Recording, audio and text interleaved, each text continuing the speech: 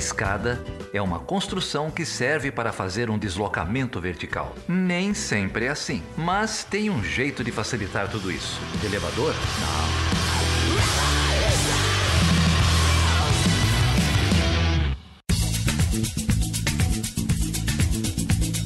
Seja bem-vindo e seja bem-vinda a mais uma edição do Chutando a Escada. O meu nome é Felipe Mendonça. E eu sou o Geraldo Zaran. E hoje, Geraldo, a gente vai sair de um assentamento do MTST, foi o episódio da semana passada, e vamos direto pro chifre da África, é isso? Eu não sei, cara. Eu tô aqui só para gravar a abertura.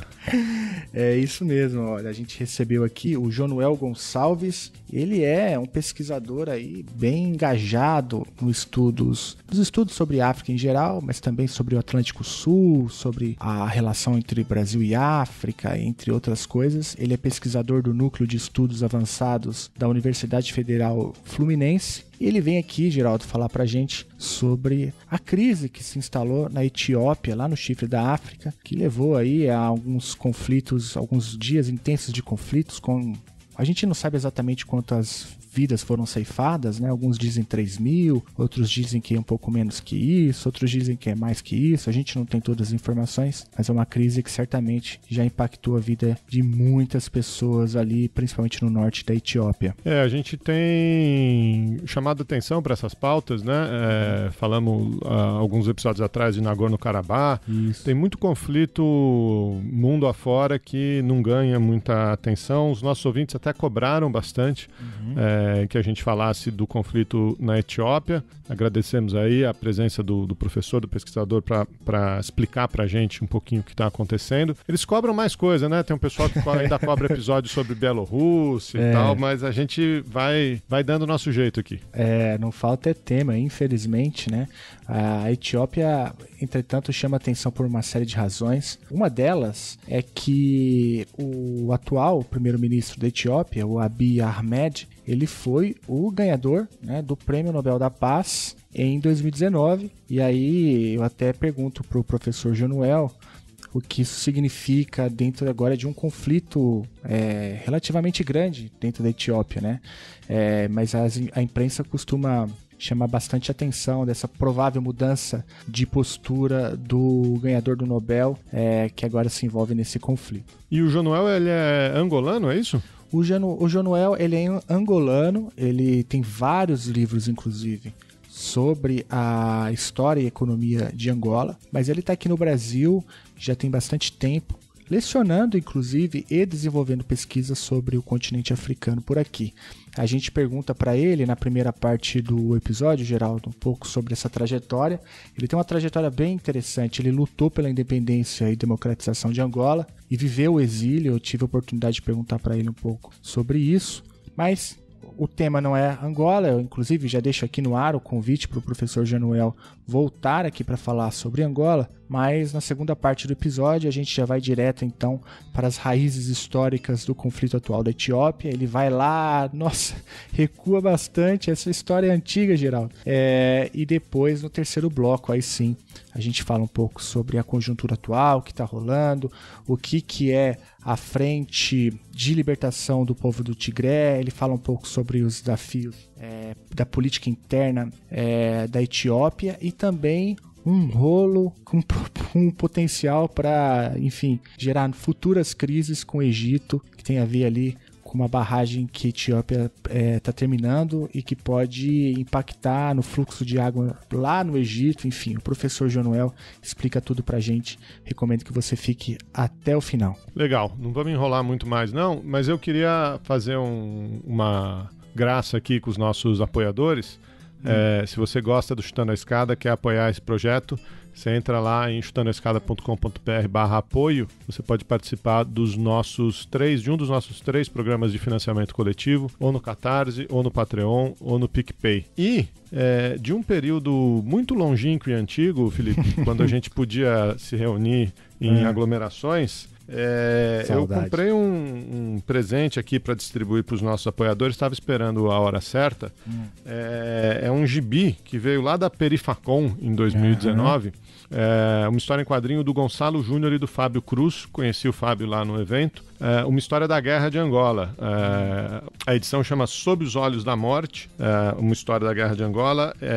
O roteiro, né, é do Gonçalo Júnior, os desenhos são do Fábio Cruz, e essa história tem uma origem interessante, né? O Gonçalo, ele conheceu um piloto angolano, um ex-piloto angolano que estava aqui no Brasil, morava em Manaus, se eu não me engano, e aí numa dessas noites de conversa, de histórias, né, muito bate-papo, colheu relatos, né, da Guerra Civil de Angola, de uma perspectiva diferente, né?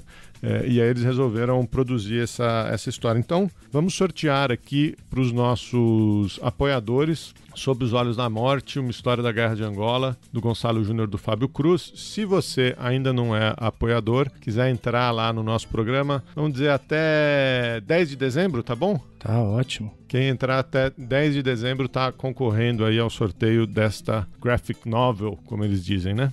É verdade, olha, eu tô vendo aqui o livro e é um livro muito bonito, né?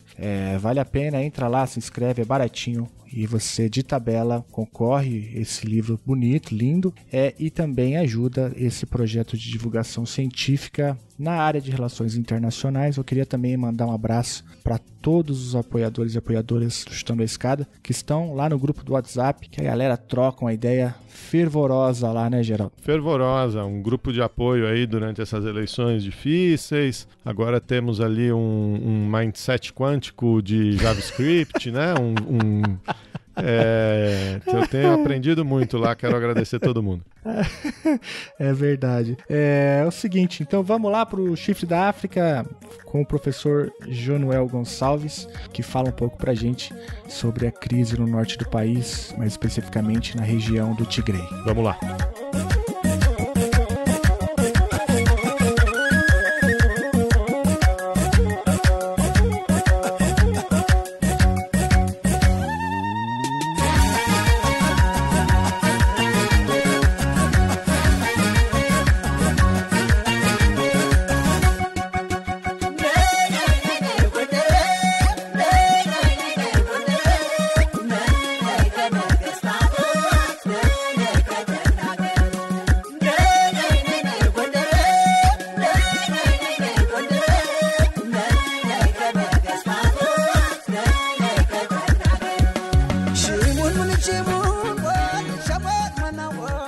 Bom, eu queria, antes de começar, enfim, a tratar do tema mesmo que a gente se dispôs aqui a conversar, que é a crise na Etiópia, perguntar um pouquinho sobre a sua trajetória aí, Jonuel. Você é angolano, é isso? Eu tenho dupla nacionalidade, angolana e brasileira, né? Só que sou nascido em Angola, né? Mas com bastante tempo baseado no Brasil e com família no Brasil, eu tenho as duas nacionalidades. Inclusive, trabalho na Universidade Federal Fluminense, no Núcleo de Estudos Avançados, mas eu trabalho também na Unidade de Ciências Sociais Aplicadas do Instituto Superior de Administração e Finanças de Luanda, né? Eu vivo um pouco entre os dois países, né? E o Brasil surgiu na sua vida como? Você quer chegar nessa situação? Olha, surgiu há muito tempo, quer dizer, ultimamente, eu já vim no Brasil várias vezes, né? Mas da última vez eu vim para o Brasil para fazer meu doutorado, né? Em 1999, comecei em 2000. E acabei em 2013. E depois me convidaram para ficar dando aula, primeiro em Salvador, na UNEB, e depois aqui na UF, né? E aí, quer dizer, eu fiquei fazendo ping-pong entre eu faço um semestre aqui, agora estou fazendo mesmo mais que um semestre aqui. E no Brasil trabalhei um projeto, e estou continuando, um projeto sobre economias do Atlântico Sul, tanto Brasil, Argentina, África do Sul e Angola, e isso implica muita relação América do Sul com a África no seu conjunto, né? Depois, mais recente, depois de ter terminado isso, eu fiz um pós-doc, né?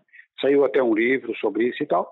E agora eu estou fazendo o Atlântico Sul com o resto do mundo. Estava, né? Porque aí apareceu a pandemia e travou tudo. Nesse projeto, nessa segunda parte, entrou o Instituto Universitário de Lisboa, que se interessou e publicam coisas da gente e tal. E me falaram, então, que estavam interessados em ir para um projeto também. Quer dizer, no fundo está assim, né? Essas três entidades, ó, o Núcleo de Estudos Avançados da UF, o Instituto Universitário de Lisboa, né, no Centro de Relações Internacionais, e a Unidade de Ciências Sociais Aplicadas lá em Luanda, né? Os três, mas confesso que a pesquisa está assim meio parada, e o que eu estou fazendo então é concluir agora um livro sobre a África no mundo, que os portugueses publicaram. Isso saiu mês passado lá em Lisboa, estava lá até, voltei só no começo desse mês.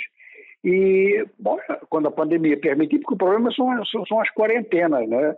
Eu tenho que girar entre os 4 países e todos têm quarentena, inclusive em Angola.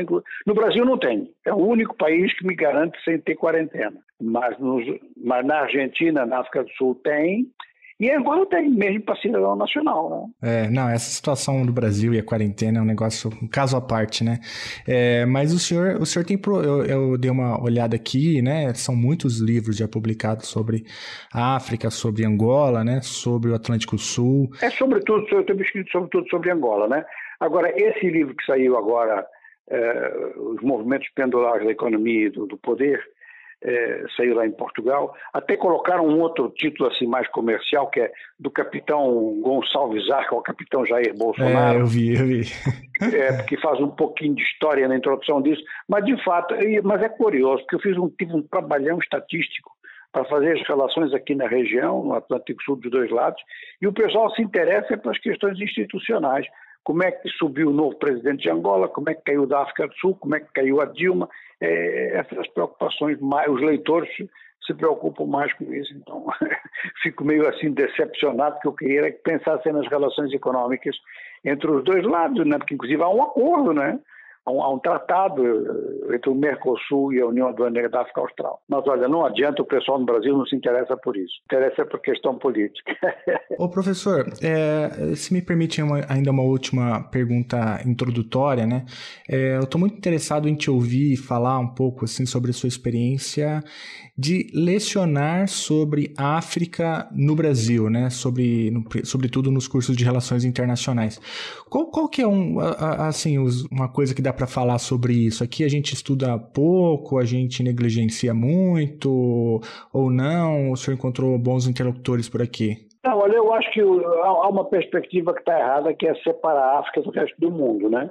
Agora, nas relações internacionais, realmente tem um pouco de sentido fazer estudo por continente, mas devia fazer os continentes todos.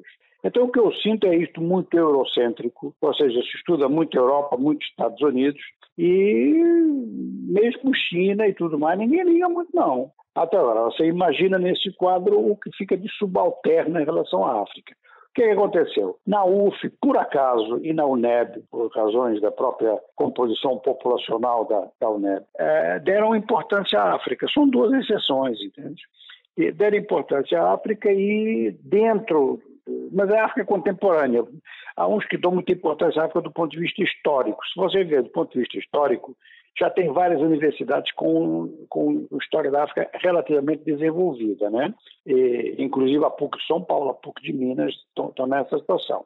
Agora, do ponto de vista da África atual, da África do século XXI, quase ninguém tem. Então era essa a novidade que eles queriam aqui na UF, até fiquei satisfeito com isso, porque se discutia a África de hoje, não aquelas coisas do século XVI, XVII, que não teria sentido.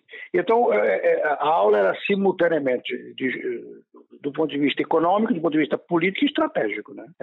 Funcionava assim aqui. Agora, nem sei, porque eu realmente disse que pronto, agora para mim já chega, já formamos aqui pessoal, inclusive tem pessoal doutorado com teses sobre a África, né? Aqui na UF, né? E é curioso que alguns desses doutorados em África, com temas africanos, são militares. Um almirante, que tratou a questão da Angola, Brasil-Namíbia, e um capitão de fragata, que tratou Brasil, Cabo Verde, São Tomé e Príncipe. Esses 2 podem perfeitamente dar aula, não tem problema nenhum. Tem uma menina que é civil, que também pode. A UF tem um acordo, através da FGV, com a Escola de Comando de Estado-Maior do Exército. Eles também têm um curso para oficiais superiores, onde fazem estudos continentais. Também dou aula lá, todos. Mas essa é uma aula por ano de 10 horas por seguida.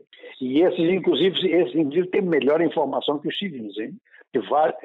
Vários dos coronéis que foram meus alunos lá, têm sido meus alunos, nesses 3 anos, eles tiveram missões na África, né? Então há um corpo crítico dentro, então, das Forças Armadas pensando na África, dessa perspectiva estratégica, penso eu. Mas tem mais informação, inclusive, do cotidiano, né? Que sobre economia tem noções muito vagas, né? Mas você fala com o pessoal e você sente que eles estão entendendo o que você está falando. Não precisa vir assim, muito elementar, que é uma coisa que, por exemplo, nas pós-graduações atrasa imenso. É um atraso imenso. Na graduação também, penso eu. Muito interessante. Enfim, a gente passou muito rápido, né? Eu estava lendo um pouco sobre a sua trajetória, diz lá em algum lugar, né, que o senhor, inclusive, lutou pela independência e democratização de Angola, né? Viveu o exílio, acho que... eu queria... então já que a gente está nesse assunto, dá para falar algumas rápidas palavras sobre isso? Como que é viver o exílio? Assim, um negócio para mim tão distante, né? Olha, viver o exílio não é problema nenhum, quer dizer, é problema no sentido de que você teve que se retirar do teatro de operações, estava muito perseguido e a tua estrutura não aguentava a perseguição do adversário, né? O exílio é sempre isso, né? Agora, o que era mais difícil é a mesma ação clandestina naqueles tempos, né? E depois o exílio se transformou em base de passagem de fronteira, tinha essas coisas todas. Naquela altura, né? Isso já tem muitos anos. Angola está independente faz 40, né? E o seu livro Relatos de Guerra Extrema conta um pouco essa história? Bom, o Relato de Guerra Extrema, essa é outra coisa. O Relato de Guerra Extrema realmente foi imaginado durante a guerra em Angola, durante a guerra pós-independência, já a guerra civil, numa noite perto da fronteira sul, né? E realmente uma situação, aquela noite foi terrível, né? Porque era perto de uma grande represa, uma grande barragem, havia ameaça de explosão da barragem e tal, que isso é um cataclismo, uma coisa terrível, né? E nessa noite eu imaginei escrever algo sobre isso, e sobre isso concretamente. Mas depois, quando comecei a escrever, eu senti que eu daria informações que poderiam conduzir à prisão de pessoas, não sei o quê. Então eu resolvi transformar em romance. E, enquanto estava escrevendo, eu continuei acompanhando, a conjuntura internacional. E então eu resolvi misturar não só... A situação em Angola, inclusive, evoluiu e aquilo se resolveu. O problema, Angola chegou ao processo de paz e Angola deixou de ser o centro do livro, né? O que é que passou a ser o centro do livro foi o genocídio do Ruanda, foram ataques terroristas no Quênia e outros países africanos, né? E um pouco o receio de que isso, com base na experiência do Sahel, receio de que isso se transformasse em regra geral, não só na África, mas em diversos lugares, ou seja, uma guerra total. Que era uma guerra que era baseada no fanatismo, fosse fanatismo político, fosse fanatismo religioso, fanatismo racial. Esses três estão muito presentes nos conflitos africanos do final do século passado, do começo desse. E, no fundo, é um livro que aborda a questão do fanatismo na guerra, até onde é que isso pode levar. Pode levar à destruição de um país, né? Pode levar isso. O Relato de Guerra Extrema, desse tem uma edição brasileira, né? Tem uma edição na Garamond. Geralmente os meus livros têm edições em Angola, mas tem 1, 2, 3, uns 4 que tem edições aqui.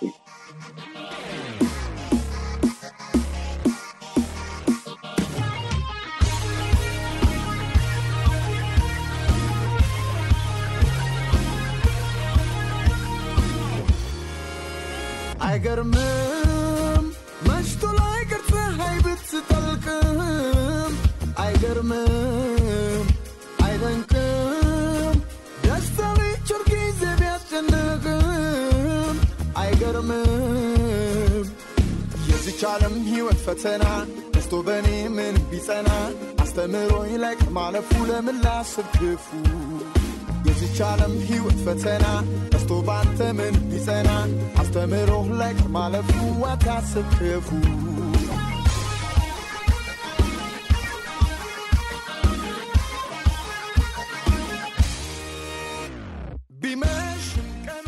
Mas, professor, muito interessante, assim, o senhor é um escritor aí, muito engajado, inclusive, no continente africano. A gente já teve aqui uma boa ideia de porquê, né? Desde o exílio, a luta pela independência de Angola, até a tua trajetória acadêmica, e depois, inclusive, o que fez aqui na Academia Brasileira, tentando, formando pessoas e formando agendas de pesquisa. Dá para ver, inclusive, que um dos frutos é a tua própria atuação dentro do Núcleo de Estudos Avançados da Universidade Federal Fluminense. Mas eu queria aproveitar, então, mudar um pouco aqui da região, né, do continente africano. A gente tem hoje dominada na imprensa brasileira o chifre da África, né, mais especificamente uma crise no norte da Etiópia, que já ceifou a vida de 3 mil pessoas, segundo a Reuters, né? Fora outros impactos indiretos que a gente ainda nem consegue mensurar, porque a comunicação é um pouco truncada, né? Do que vem de lá, enfim, a gente não sabe exatamente o que está se passando, mas a gente tem informações de bombardeios, a gente tem estimativas da própria ONU, né? Dizendo que assim que o conflito se encerrar, talvez aí 1 milhão de pessoas precisarão de ajuda, né? Algum tipo de ajuda para poder seguir com as suas vidas. E então, diante desse cenário aí, eu queria te ouvir um pouco falar sobre ele, né?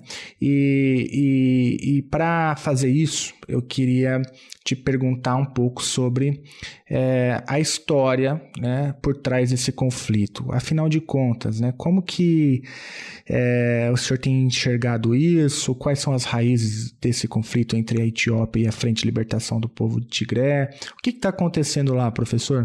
Bom, olha, se vamos da história, vamos longe, né? Porque a Etiópia tem 3 mil anos, né?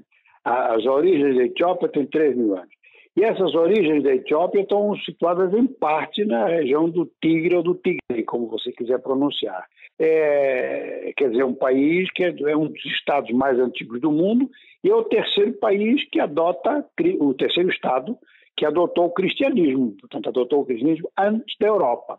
Aquela noção de que o cristianismo na África é todo ele consequência da presença colonial é falso, porque o cristianismo foi implantado como religião de Estado na Etiópia antes de ter se levantado em Roma. Há uma ligação até bastante grande depois que se notou entre, digamos que, os primeiros elementos da dinastia, de uma das dinastias da Etiópia, ligação ao antigo Estado de Israel, naquela altura. Tanto que isso deixou marca. Os judeus negros são judeus etíopes. Vários deles, inclusive, na década de 70, foram levados para Israel. E existe uma Nova Jerusalém, que é uma cidade até importante da Etiópia, que tem esse nome, quando Jerusalém foi tomada pelos árabes, está vendo o tempo que isso foi tomada pelos árabes, e na Etiópia já havia ligação suficiente para criarem toda uma mitologia em torno disso e declararem que tinham salvo a famosa arca do povo judeu e que essa arca estava lá na Nova Jerusalém, realmente está lá um instrumento que ninguém sabe de onde é que saiu.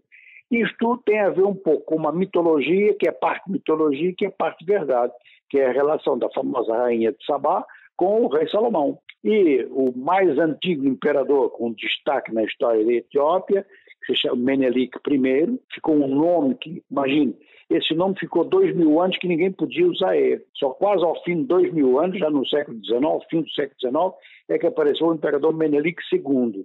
E segundo a história da Etiópia, mas essa é a história oficial, portanto, alguma razão deverá haver, que Menelik é filho de um relacionamento entre essa rainha de Sabá e o rei Salomão. Bom, a gente sabe muito bem que a história está cheia de mitos fundadores. E muitas dessas coisas não são garantidas, mas que houve uma relação qualquer, naquela altura, através do Mar Vermelho, isso não há dúvida. E a marca ficou, que inclusive Israel reconheceu que os judeus etíopes são os judeus que saíram, pronto, houve uma conversão muito próxima do Antigo Testamento, já naquela uma coisa assim, no começo da própria Etiópia. Então, quer dizer, esses fatos todos criaram dentro da Etiópia um primeiro elemento que é justamente essa tipo de, vamos lá, de cultura, vamos chamar assim, judeu-cristã. E dentro disso, uma certa diversidade. A primeira diversidade é que o cristianismo na Etiópia é um cristianismo de rito oriental, ou seja, que está ligado ao chamado Papa de Alexandria, e tem muita ligação com o Papa de Alexandria. E quando houve a cisão Oriente-Ocidente, a Etiópia ficou junto com os egípcios e fizeram a parte. Agora, isto começou dentro da classe dirigente do antigo, do primeiro, do inicial império, que pegava praticamente a norte da Addis Abeba. A Addis Abeba nem fazia parte naquela altura. E entrava um pouco no Tigre e entrava até na atual Eritreia. Ora, esta diversidade que isto implicou, que era inicialmente religiosa, e depois, com os isolamentos e com as guerras, foi ganhando características culturais, se acrescentou ao fato de que os países à volta foram se convertendo ao Islã, foram se convertendo à religião islâmica, e da mesma forma, né, que foi o cristianismo na Etiópia, quer dizer, através da conversão das classes dirigentes. E no chifre da África é muito importante o papel da Somália, porque é a partir da Somália que vão para o interior. Ora, a situação ficou difícil nesse processo de conversão ao Islã, porque a Etiópia resistia, como fortaleza cristã na área. E isso é de tal forma que no século XVI, os portugueses, quando estão trabalhando para chegar na Índia, aquilo não foi exatamente como Portugal conta, né, como se conta no mundo, né, de mandar caravela à toa abrir caminho. Não, fizeram espionagem, e há realmente uma missão de espionagem portuguesa que vai então procurar o famoso Preste João das Índias, porque aquilo tudo era Índia para os europeus, né? Era uma informação que havia na Europa de que no Oriente havia um reino cristão. E era então importante falar com ele para ver se ele dava informações para chegarem na Índia. O objetivo era esse, né? Mas só para você ver que nessa altura já havia um Estado cristão na Etiópia que dava reconhecimento internacional. Ora, esse Estado era basicamente o que é hoje a região do Tigre e a região do Oromo. Esse elemento é importante, que a partir daí a história da Etiópia começa a ser construída de outra forma. É que há um grupo que se define como grupo amárico, iam se constituindo comunidades que iam sendo ligadas mais ou menos pela força ao imperador, e ao mesmo tempo serviam como força mobilizada para resistir a alguns ataques nas fronteiras, ataques que vinham então dos muçulmanos, uns ataques imaginados, outros reais. E o fato é que a própria Etiópia foi se desenvolvendo dentro deste mosaico, e os imperadores eram sempre, do grupo amárico, e se instalaram uma nova capital em Addis Abeba, que significa a colina da primavera, que é uma cidade situada num planalto, né? E você sente muito frio até hoje na Etiópia. E o símbolo principal da Etiópia durante muito tempo, mas que ainda só dá pouco tempo para cá é que saiu da bandeira, porque teve séculos na bandeira, era o leão de Judá, mais uma demonstração de ligação que havia com a Palestina. O leão de Judá, que saiu da bandeira, e saiu, já vamos ver como é que saiu, mas o fato é que um dos grandes monumentos do centro de Addis Abeba é o leão de Judá. Está lá até hoje. Está lá até hoje, até foi refeito, e enfim, é uma referência, até um ponto de indicação no centro de Addis Abeba. Ora, essa história se desenrola, a Itália tenta tomar a Etiópia no tempo do fascismo italiano. Mussolini queria fazer um império africano, porque achava que todas as grandes potências tinham que ter um império africano, e então tomaram a Somália, tomaram a Líbia e tentaram tomar a Etiópia. E aí já não era uma situação colonial, porque a Etiópia naquela altura, a partir dos anos 20, a Etiópia era um Estado reconhecido mundialmente e membro da Liga das Nações. Mas a Itália de Mussolini não quis saber disso, invadiu a Etiópia e teve, então, problemas seríssimos, porque a resistência etíope não foi brincadeira. A Itália ocupou a Etiópia, mas pagou um preço altíssimo. E isso foi antes da Segunda Guerra Mundial. Quando começa a Segunda Guerra Mundial, a resistência etíope passou a ser considerada muito importante para os aliados, porque os aliados a Itália estava procurando tomar todo o leste africano, tomar a Somália Britânica, tomar o Quênia, isso aí ia tomar uma praça financeira importante na África do Oeste, uma das principais colônias britânicas, era uma ameaça grande. Então os britânicos deram asilo ao então imperador Haile Selassie, que organizou a resistência, ficou muito conhecido, e os italianos acabaram tendo que fugir de lá por ação conjugada da resistência interna com o apoio dos aliados. Ora, a Haile Selassie depois ficou no poder, em termos muito feudais, manteve um poder feudal, o Ocidente fechou os olhos para ele, na medida em que era um governo opressivo, né? E que tentava manter a unidade do país em termos o mais homogêneo possível, não respeitando as diferenças que havia, nada disso, e era realmente um poder não só monarquista, não só feudal, mas ainda por cima marcado pelo grupo cultural amárico, que era um grupo que também se desenvolveu muito, por exemplo, desenvolveu um alfabeto próprio, a jornalzinha de Isabeba, que são impressos em amárico até hoje. E isso tudo criou-se um clima que vai ter importância seguinte. Nos anos 70, as grandes fomes da África do Sahel e da África Oriental. A Etiópia é duramente atingida porque o imperador não queria saber de nada. Era um governo para mostrar símbolo, para mostrar poder. E, é claro, acabou havendo uma insurreição dentro do próprio exército etíope, porque o exército etíope sempre foi um exército de bom desempenho. E hoje ainda mais. Porque a partir do momento em que começou o terrorismo na África Oriental, os ocidentais entenderam que estava ali um exército com muita experiência, os 3 mil anos de Estado, mas depois a forma como os combatentes etíopes se comportaram durante a Segunda Guerra Mundial levou tanto ingleses quanto americanos a equipar o país, treinar o exército e fazer um exército que funciona, não precisa de intervenção ocidental ali. É o exército etíope que faz isso. Ora, o exército etíope mantinha um pouco de ordem na área em relação ao Sudão, em relação à Somália, com o Quênia não era preciso, porque de um outro dispositivo, mas com as grandes fomes e com a grande contestação contra o regime monarquista, houve um golpe de Estado nos anos 70, no 75, em que o exército tomou o poder, 2 alas dentro do exército. Uma pró-ocidental e outra claramente marxista-leninista. E esta segunda venceu, inclusive com um tiroteio no Conselho de Ministros, umas histórias muito no detalhe que não interessa aqui para a nossa conversa. O que interessa é que, para se manter no poder, o grupo marxista que tomou o poder pediu apoio à União Soviética, que patrocinou então uma intervenção cubana. Por quê? Porque com a extrema instabilidade dentro da Etiópia, a Somália resolveu intervir, atacar a Etiópia e recuperar uma parte de território que tinha sido tomado pelos etíopes aos somalis há muitos séculos atrás, que é a região do Ogaden, que é habitada por população somali. Você está vendo que aqui a Etiópia vai tendo sempre problema em relação a diversas comunidades. Isso vai lentamente se transformando no problema central do país.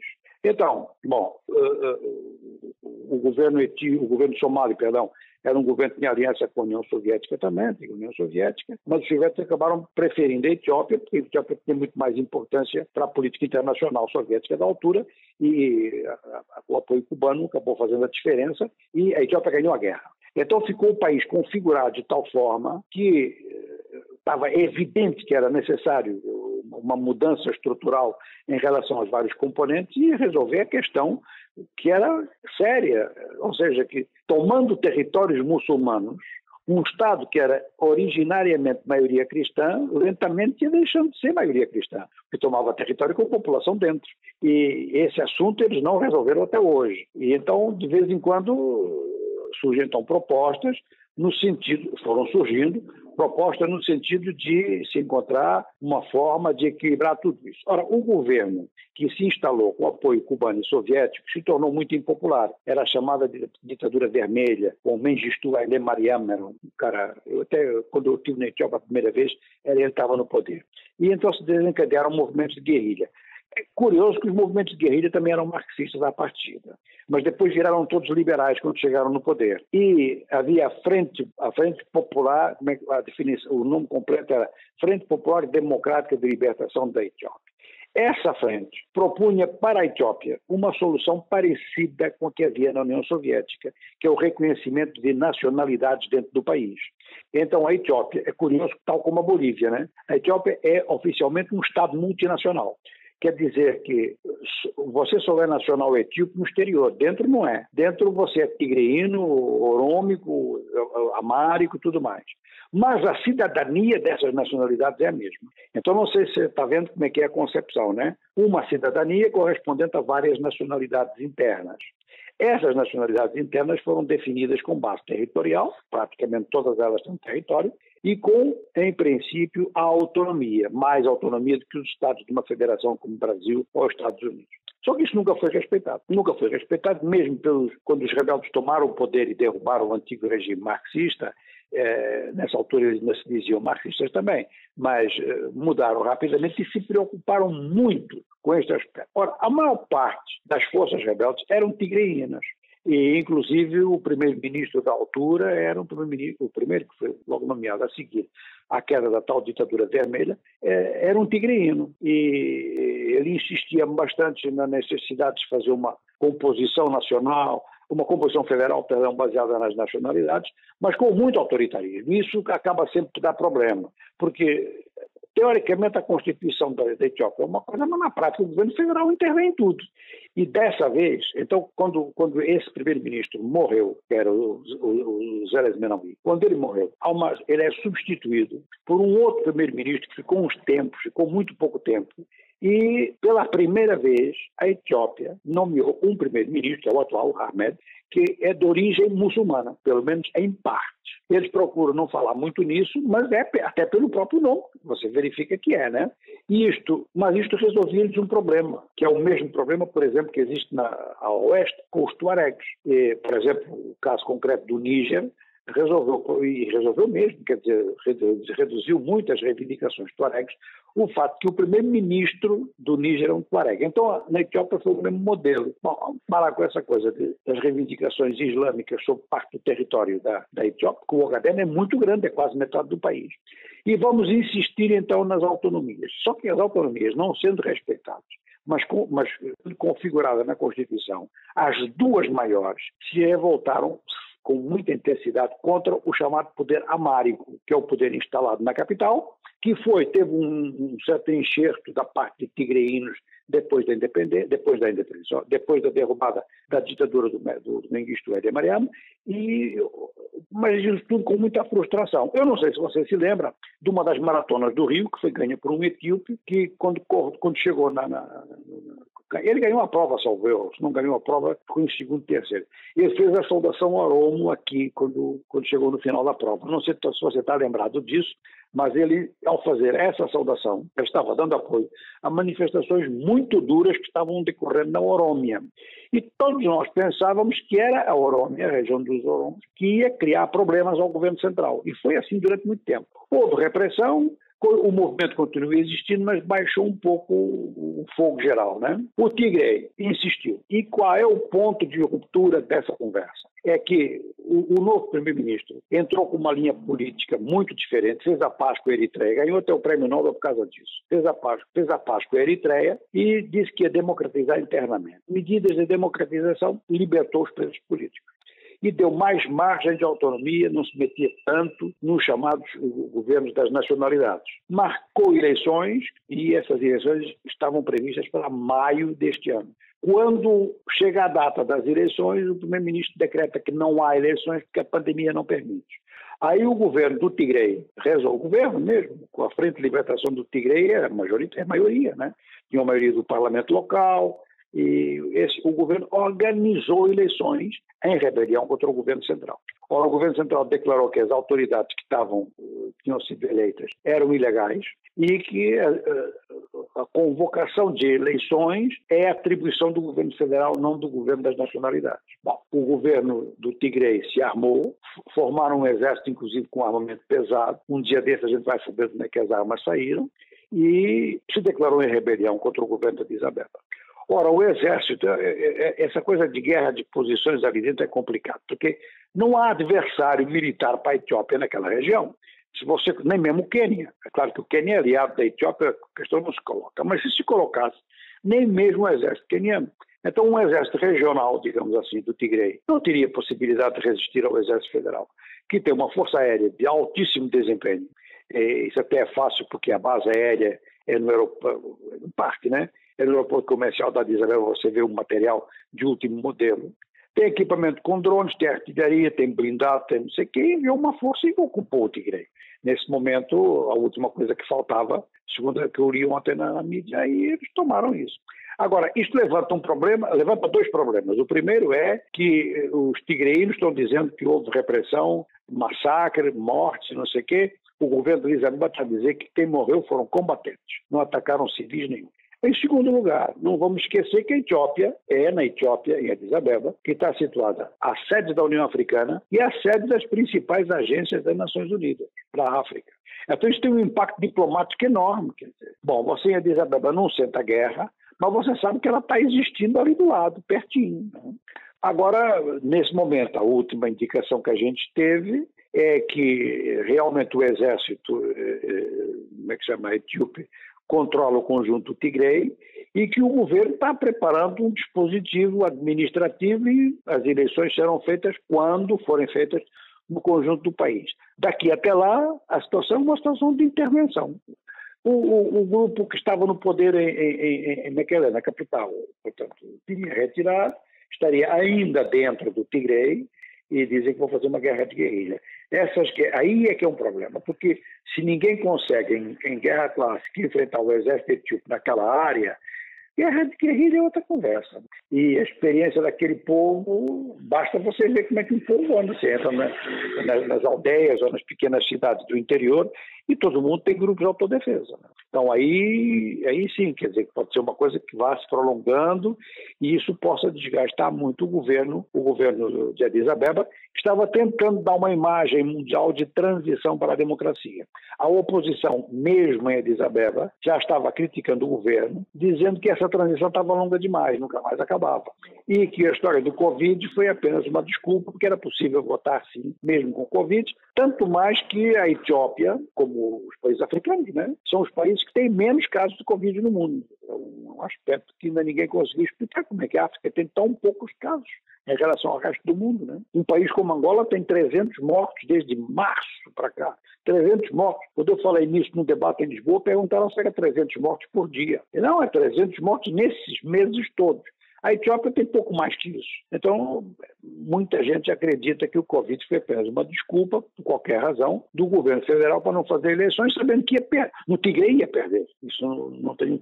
E na Orômia, não sei. Bom, se o Tigre e a Orômia ficam contra o governo de Addis Abeba, é um problema, porque na soma dos dois está a maioria da população. E em Orômia não teve eleição?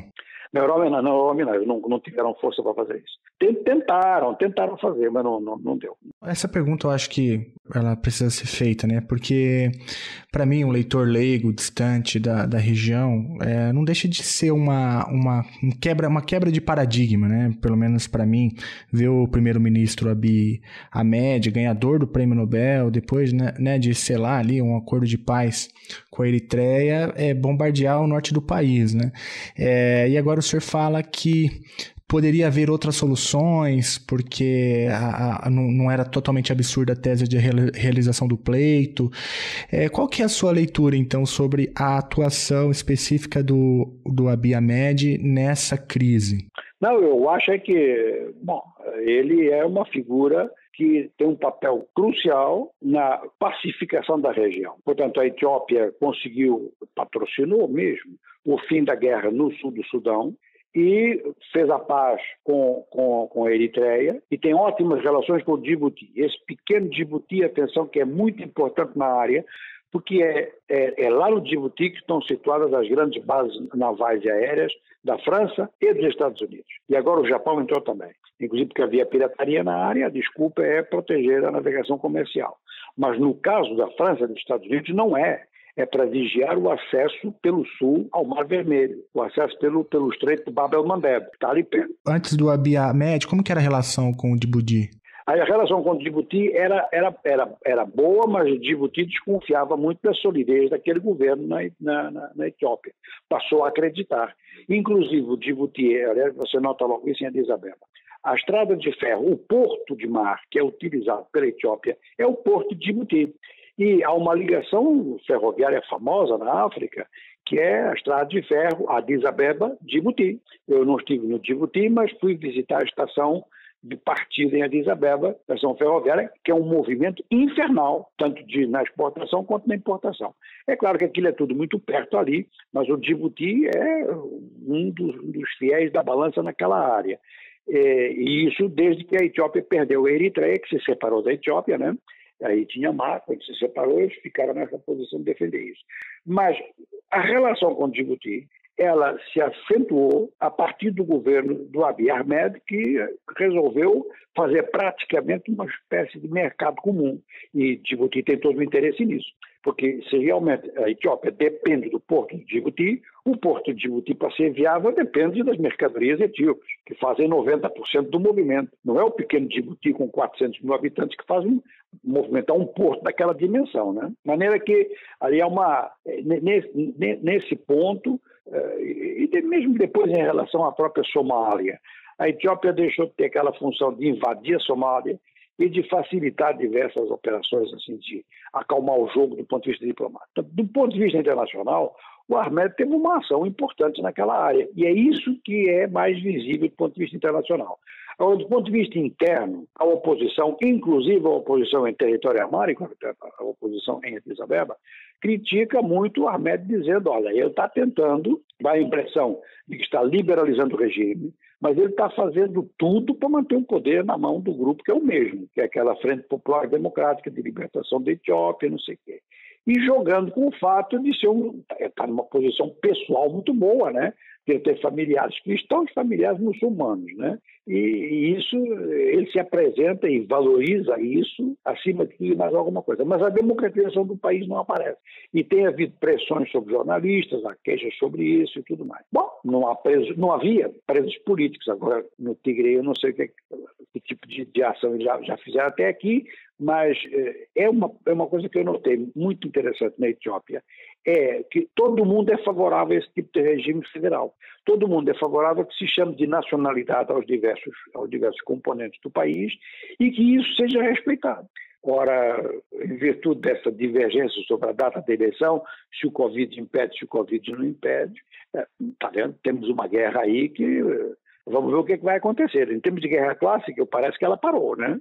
Agora, em termos de guerra de guerrilha, não parou de certeza. O material que a Frente de Libertação do Tigre possuía, material militar, não foi capturado pelo Exército Federal Etíope. Então, onde é que isso está? O Chutando a Escada conta com o apoio financeiro dos seus ouvintes. Para saber mais, acesse chutandoaescada.com.br/apoio.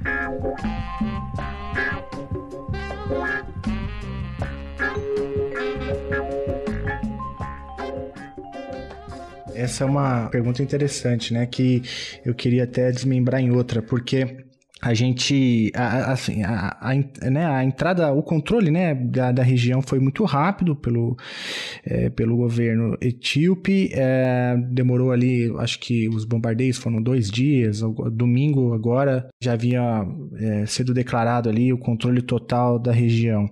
Por outro lado, né, os rebeldes dizendo que vão entrar nesse tipo de conflito de guerrilha.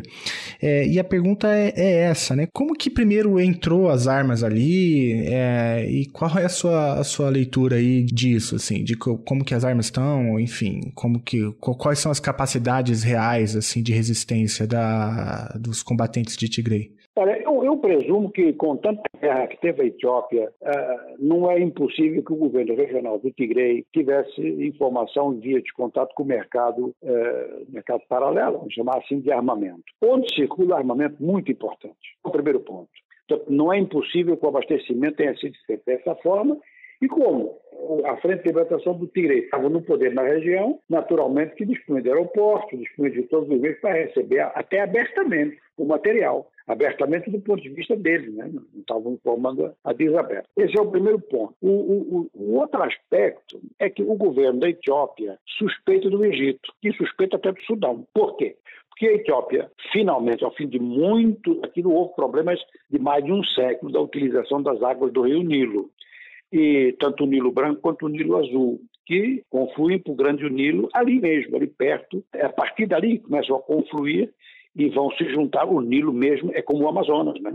É produto de dois rios. O Amazonas é do Rio Negro e Solimões, e ali é do Rio Branco e do Nilo Branco e do Nilo Azul. Ora, no Nilo Azul, que tem o caudal maior, a Etiópia finalmente resolveu fazer uma super barragem, que chama Barragem do Renascimento Etíope. Porque a economia etíope se desenvolveu muito nos últimos anos. Houve muito apoio internacional e essa promessa do Ahmed também funcionou no sentido de dizer, bom, o governo vai ficar mais decente, menos repressivo, e então o país começou a fazer média indústria, determinados produtos agrícolas começaram a ganhar sistematização, e o governo considera que os planos de desenvolvimento obrigam a Etiópia a ter um esquema hidrelétrico de altíssimo desempenho. Fizeram uma barragem no Nilo. Ora, tradicionalmente, a partir justamente, não no Uganda, o Nilo nasce no Uganda, mas não é no Uganda, é a partir mesmo da Etiópia, que desde o século XIX, há uma conversa entre a Etiópia, o Sudão e o Egito, pelo caudal das águas do Nilo. E nos anos 50, isso tornou-se mais patente quando, no Egito, o então presidente Nasser fez a barragem de Assuã, que é uma barragem também monumental, né? A África está cheia de super barragens, né?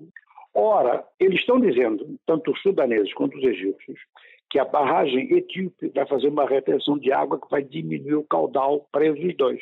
E que o Egito já falou, isso é causa de guerra, que vocês vão secar o Nilo. O governo etíope disse que não é verdade, que a parte do Nilo está dentro da Etiópia, a Etiópia é soberana, e que o que continua ao longo do rio é suficiente para o Sudão e para o Egito. Olha, para você ver, essa questão é tão importante que até o Donald Trump se meteu a mediador entre eles, porque esse é um fator de guerra entre três aliados dos Estados Unidos. E o governo do Egito, que militarmente, pronto, é o único exército que pode se enfrentar com o da Etiópia ali.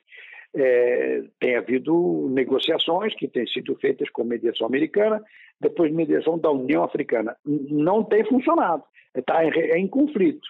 Mas a obra já começou, professor? Está muito adiantada, a obra está adiantadíssima, está quase operativa, está quase acabada até, está quase acabada. E é justamente no momento em que vão encher a represa que o governo do Sudão e o governo do Egito dizem essa represa é grande demais, vai nos levantar problemas. Ora, aqui ainda por cima aconteceu ali na região uma coisa que foi a favor do governo da Etiópia, é que teve chuvas homéricas em toda a área e o caudal do rio até causou inundações na capital do Sudão. Khartoum e Omdurman tiveram embaixo de água. Então o governo da Etiópia fazia ironia, dizendo, vocês estão se queixando de quê? Estão se queixando das inundações, das enchentes, estão se queixando da falta de água? Olha a água aí. É claro que tanto os sudaneses quanto os egípcios falaram que isso é uma coisa pontual e aquela obra é uma das mais... Bom, só para você ter uma ideia, a construção da barragem, ela sozinha fez subir em 2% o produto interno bruto da Etiópia, que aquilo é realmente uma obra de uma envergadura tal que o que se despende ali num PIB que era relativamente pequeno, pesou, né? Ora, os etíopes estão dizendo que é uma questão de soberania e os outros estão dizendo que é uma questão de coordenação. Vários rios africanos têm esse problema. Como eu disse, eu trabalhei um dos rios africanos em comparação com o rio Uruguai, trabalhei um dos rios africanos que são rios de fronteira. E tive que estudar várias outras situações de acordos sobre os rios todos. Rio Congo, Rio Níger, Rio Senegal, Rio Zambeze. Tudo isso tem que haver acordo entre os países desses rios. E realmente funciona, é uma tradição africana. Bom, no caso do Nilo, isso pifou, isso furou. Ora, o Egito diz que é uma situação de agressividade e não sei o quê. No ponto mais duro da discussão, em que havia já impasse, ruptura e tudo mais, rebenta a crise do Tigre. Claro que o governo da Addis Abeba está dizendo que o Egito está incitando isso. O Egito conversou com as autoridades do Tigre, mas não dá prova nenhuma. Sim. Falou por falar, né? Mas chegou a fazer essa fala, né? Fala. A Addis Abeba dizem mesmo. É o Egito e o Sudão que estão facilitando. Ora, essa fala, ela pode... Eu não sei se o Ahmed tem muito interesse nisso, mas determinados grupos da liderança amárica da Etiópia têm interesse nisso, porque estão acusando 2 países de maioria muçulmana. E então funciona para propaganda, não sei o quê. Ele prova não tem, né? Eu não sei se o Egito... Olha, o Sudão não deve ter meios nenhums para ajudar a rebelião nenhuma. O que o Sudão não quer é que o Sudão está se democratizando agora, derrubou aquele presidente antigo que estava lá, tem um governo de transição por 3 anos, com um primeiro-ministro, um cara muito correto, que inclusive viveu em Addis Abeba há muito tempo, trabalhou na União Africana. É um cara voltado para os problemas internos do Sudão, que aqui está tudo num estado que... Pronto, quer dizer, o cara que esteve lá deixou aquilo tudo arrebentado. E eles têm que resolver uma rebelião, que é a rebelião do Darfur. Eu não acredito que o Sudão fosse se deslocar para se envolver num conflito interno da Etiópia, porque isso seria só prejudicial para o próprio Sudão, até porque esses apoios acabam por se saber, né? Sim. E o Egito? Aí é que eu já não sei se o Egito está ou não está nisso, né? Aí o Egito não pode dizer nada. Não dá para saber. Aí teria que ter o tabuleiro na mão. Declaração pública, o Egito não fala nada. O Egito, a única coisa que ele fala é que pode intervir na Líbia se o conflito se agravar. Da Líbia eles falam. Agora, para as suas, não falam. Ô, professor, uma dúvida, uma curiosidade surgiu. Uma obra desse tamanho, uma barragem desse tamanho na Etiópia, né, um PIB assim, proporcionalmente pequeno, teve capital chinês? Quem que está investindo nesse negócio? Não, são os ocidentais. É um grupo, olha, eu tenho até a impressão que o grupo é italiano, porque ali ficaram algumas relações do tempo da ocupação italiana, a Itália pagou umas indenizações, procurou manter boa relação. Eu me lembro, por exemplo, das duas primeiras vezes que eu fui, desta última vez, ano passado, não, mas das 2 primeiras vezes que eu fui a Addis Abeba, eu fui via Roma. E é uma grande empresa italiana, inclusive tinha sido lá contestada a forma de fazer o concurso, mas depois demonstraram que estava tudo bem. E havia um aporte espanhol também, né? Eles têm metido chinês em muita coisa, mas na barragem não. Na barragem não, tá? Mas o capital chinês está lá. Não, ali é mesmo, inclusive por causa do sistema de crédito. Eu tenho a impressão que eles conseguiram crédito no Ocidente. Né? Entendi. Ô, professor, a gente falou bastante aqui da União Africana, inclusive, sediada na Etiópia. E qual que tem sido o papel da União Africana na mediação do conflito? Nenhum? Ela não tem se posicionado? Não, já falando no conflito interno entre o Tigre e o governo federal? Isso. Não, nada mesmo. O governo federal não admite mediações nenhumas. O governo federal da Etiópia diz que mediação é para assuntos internacionais. Entendi. Assunto interno resolve sozinho. A União Africana atua, então, nessa questão com o Sudão e o Egito. Aí sim, na questão da barragem, sim. É a União Africana que está mediando nesse momento. Mas está mediando, está no impasse, né? E teve, mesmo no conflito interno com o Tigray, teve um ataque uma tentativa, talvez, de ataque a um aeroporto na Eritreia, né? Será que isso não pode um pouco internacionalizar o conflito? Olha, pode. O problema é que a Eritreia está com tão boas relações com a Addis Abeba que ajudou o governo da Addis Abeba. É uma coisa que é o contrário do que havia há 2, 3 anos. Os tigreínos acusaram a Eritreia de estar a facilitar os ataques, que uma parte dos ataques etíopes teriam vindo pela Eritreia. Realmente tem zonas importantes do Tigre com fronteira com a Eritreia, né? Então eles disseram que estavam retaliando e inviabilizando um aeroporto de onde sairiam aviões etíopes. E professor, você acha que esse levante de Tigre pode inspirar outras regiões dentro da Etiópia? Bom, até isso, esse é que é o grande problema do governo etíope. Eles têm realmente medo de que as nacionalidades, todas elas umas atrás das outras, ou quase todas, declarem a mesma coisa que o governo do Tigre, que não pediu independência, mas exigiu uma autonomia muito maior. E então aí isso levanta um problema à classe dirigente que diz que se a autonomia for demais, o país deixa de ser país. E então é precisamente o precedente, essa é a questão central ali, é não criar um precedente. Porque se funcionar, já sabe que tem efeito de dominó, né?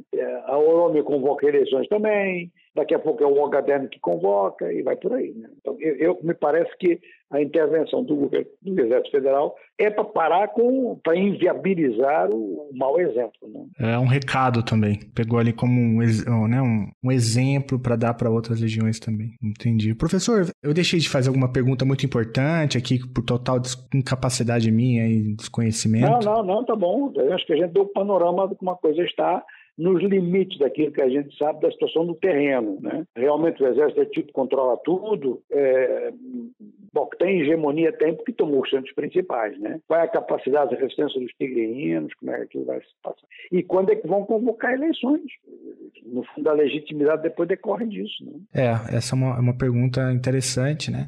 Vai depender, imagino, um pouco do pace aí, do ritmo da pandemia, mas a política tem ritmos diferentes, né?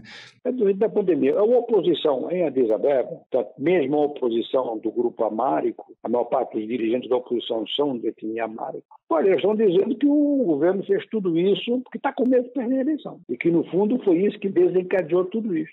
É claro que a oposição está no seu papel de dizer isso. Professor, eu queria agradecer imensamente o seu tempo. Foi muito interessante te ouvir, desde ali sua trajetória pessoal, mas também a longa história aí por trás desse conflito que a gente está vendo agora e um pouco as perspectivas aí presentes para o governo etíope. Foi muito agradável te ouvir e eu queria te convidar aí para futuros episódios para a gente falar aí de outras regiões, talvez até da própria Angola, para falar um pouco sobre os seus livros, sobre a sua trajetória aí sobre os seus estudos sobre Angola e também do Atlântico Sul. Então já deixo aqui no ar o convite aberto para que o senhor volte aqui sempre que quiser. Essa questão do Atlântico Sul tem muita importância para os dois continentes e vai tendo cada vez mais com as novas orientações, guerras econômicas e tal, os acordos que se fizeram aqui na região e o fato de que alguns desses acordos são dos principais na chamada cooperação Sul-Sul, né? Que é uma coisa meio mítica, não existe muito. Mas enfim, por exemplo, as relações Brasil-África do Sul, atenção, já não é assim tão pouco, né? Não. Inclusive não só nas trocas comerciais, mas na troca de investimentos e na troca de tecnologia. O Brasil e a África do Sul estão desenvolvendo em conjunto um míssil terra-ar, por exemplo. Já vai a esse ponto, né? E intercâmbio nuclear. Mas nuclear para fins pacíficos, para fins civis, né? A gente vai deixar, então, todos os links aí para o seu livro no post do episódio. Quem tiver interesse em conhecer mais os trabalhos do professor Jonuel Gonçalves, aí eles estão disponíveis aí nas plataformas. A gente vai ajudar o ouvinte a encontrar os livros. Professor, muito obrigado mesmo. Sem palavras para agradecer. E foi um prazer.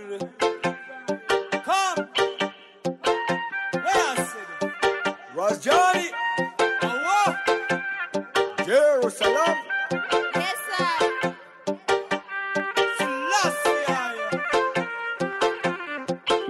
Wagwan, Ethiopia. From Dubai for the love of Ethiopia, a pretty land shines to Africa. The vibe, the people, something is magical. Ethiopia is a reggae capital. I pray, yes, I wanna visit ya. I pray, may Jah bless it ya. No way, not gonna leave it now. Day after day, I can't believe it now.